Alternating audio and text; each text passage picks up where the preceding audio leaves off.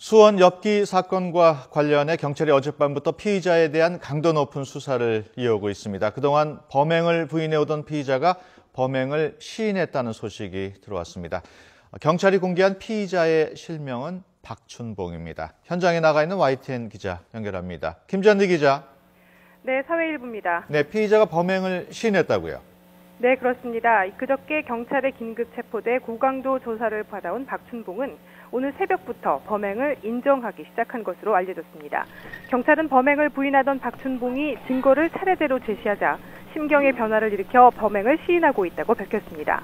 또 이번 사건의 범행 수단이 잔인하고 피의자의 혐의를 입증할 만한 충분한 증거가 있는 만큼 관련 법에 따라 얼굴과 실명을 공개했습니다.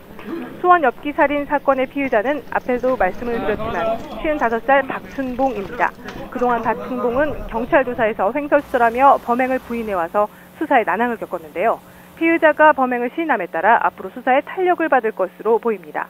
경찰은 현재 범행 동기와 시신을 추가로 유기한 장소 등을 집중적으로 조사하고 있습니다. 앞서 피의자 박춘봉이 포천에 머물렀던 정황도 포착이 됐다고요?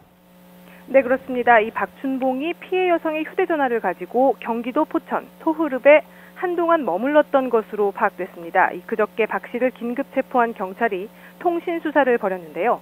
피해 여성의 미귀가 신고가 접수돼 경찰이 수색에 나섰던 지난 9일 박 씨의 휴대전화가 피해 여성의 휴대전화와 같은 위치에 있었던 것으로 확인됐습니다. 이에 따라 경찰은 박 씨가 피해 여성의 휴대전화를 가지고 포천에 있었던 것으로 보고 있습니다. 며칠째 경찰이 수색 작업을 벌였지만 아직까지는 피해 여성의 휴대전화라든지 특이한 사항은 발견되지 않은 것으로 알려졌습니다. 다만 피의자가 범행을 시인하기 시작하면서 앞으로 정확한 범행 시점과 장소, 시신 유기 장소는 확인될 것으로 보입니다. 지금까지 사회부에서 YTN 김잔디입니다.